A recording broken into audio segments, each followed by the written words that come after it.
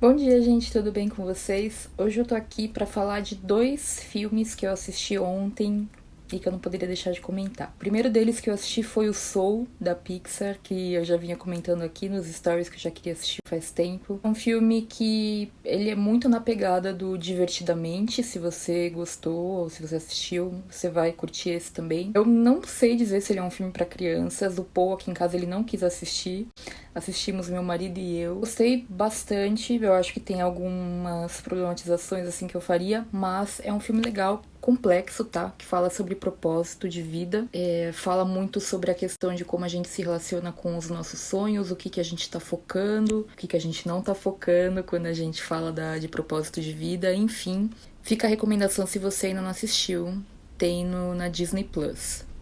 O segundo filme que eu quero falar é o filme dos minimalistas, Less is Now, ou Minimalismo Já, como ficou em português na Netflix.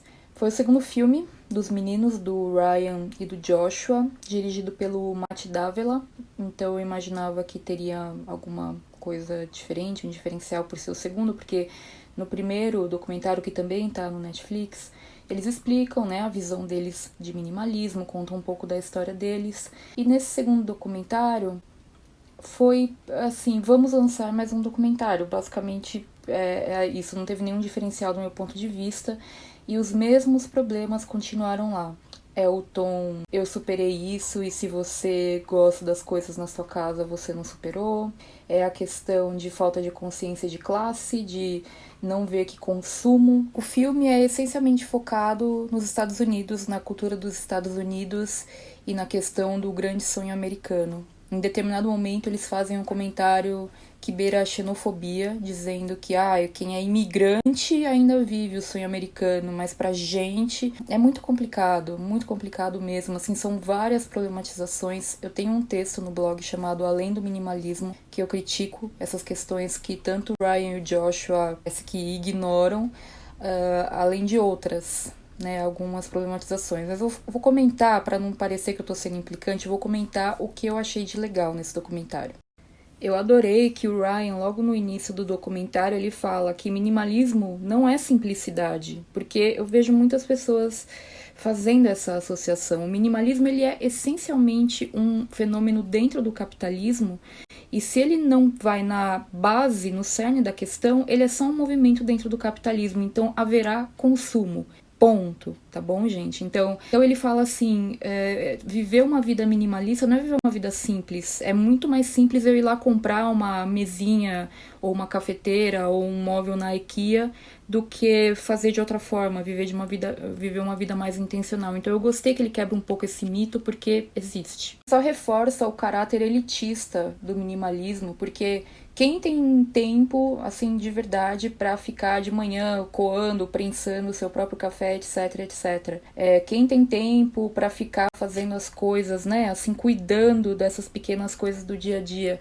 Ao mesmo tempo tem essa normativa de que, eu não perco tempo com o meu guarda-roupa, eu só uso camisa preta e calça jeans. Ou seja, toda vez que se fala também sobre minimalismo, tem a crítica velada às mulheres que, não conseguem diminuir, porque tem muitos cosméticos, tem muito sapato, tem muita roupa, e isso, mais uma vez, é mostrado no documentário também. Então, são alguns pontos que são contraditórios e, por outro lado, um pouco irritantes, mas totalmente elitistas. Aliás, o próprio Matt Davila tem um vídeo no canal dele onde ele faz uma brincadeira colocando a esposa dele sendo minimalista por um dia, e no documentário inteiro é só falando, não, porque ela tem muita roupa, porque ela tem muito sapato, porque ela tem muito isso, porque ela tem muito aquilo. Foi um sacrifício, entre aspas, ela conseguir manter os temperinhos dela na cozinha. Tipo, ela faz a comida da casa e, assim, a crítica existe, gente, a gente tem que falar. E só pra pontuar uma coisa que eu sei que vai vir alguém aqui na caixinha comentar, que eu não tô dizendo que você ter a sua prensa francesa ou que você, se você quiser viver um movimento de slow living, que inclusive é o que eu acredito, seja errado ou coisa do tipo. Não, mas é elitista, é um privilégio sim. Porque uma pessoa, por exemplo, que mora numa periferia, um profissional periférico que tem que acordar 4 horas da manhã, tem que ainda se virar ali com 3 filhos porque não tem creche, tem que deixar na casa de uma vizinha para pegar 3 conduções para ir pro trabalho, essa pessoa não tem como viver uma vida intencional assim. Então você também tá dizendo que é uma crítica, tipo assim, eles nem colocam isso em consideração, sabe? E muitas vezes também o consumo para quem é muito pobre significa inclusão. Então, assim, eles nem citam, entende? Eles nem citam, é como se não existisse, como só existisse o modo de vida dele. O único momento que eles falam do impacto na vida de outras pessoas é mais pro final, quando eles falam, vamos pensar nos outros, isso aqui que eu tô doando pode servir a outras pessoas. Sim, isso é claro, mas veio de um consumo em primeiro lugar. E a normativa de você ser o cara norte-americano que vai salvar o mundo porque você tem consciência agora, e todo aquele seu dinheiro e tudo aquilo que você comprou, você pode agora ser o salvador da pátria e ajudar outras pessoas. Eles no começo falam que quem é pobre tem muita coisa em casa porque ganha as coisas. E aí eles mesmos falam pra fazer isso no final. Então assim, vou falar só mais uma coisa pra encerrar aqui essa sequência.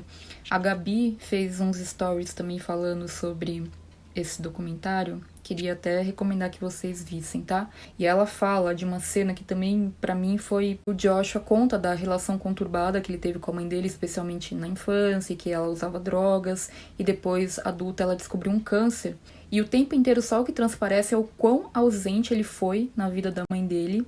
E aí, quando ela morreu, ela morava na Flórida, ele teve que se deslocar até a Flórida e lidar com as coisas dela, porque isso tudo foi um fardo. E ele conta, assim, corta o coração, sabe? Porque fica mostrando, eu não sei se era a casa da mãe dele mesmo ou, né, filmado depois, assim, como cenográfico, mas as coisinhas, as toalhinhas, isso tudo era a história da mãe dele nas coisas. E ele trata com um desdém, nossa, que corta o coração. E só pra constar, tá, gente, eu sei o que ele passou, porque o meu pai, ele era todo rock and roll, ele usava drogas, ele teve muitos problemas quando eu era criança, passei por isso, foi muito difícil. Depois ele também descobriu uma leucemia, um câncer, etc, etc, e morreu. E em nenhum momento eu vi as coisas dele como tralhas. Em nenhum momento, porque aquilo representava a história dele. Eu como filha, por mais que tenha passado por um monte de coisas, era meu papel estar ali e ver o Joshua falando desse jeito das coisas da mãe dele só mostra como ele talvez nunca tenha estado perto. Então, cara, leva pra terapia, mas não guarda essa mágoa e ainda coloca como normativa num programa que vai ser assistido no mundo inteiro. Eu achei muito triste e, assim, é incrível como algumas pessoas têm uma frieza de alma que, cara, realmente só o minimalismo abriga isso.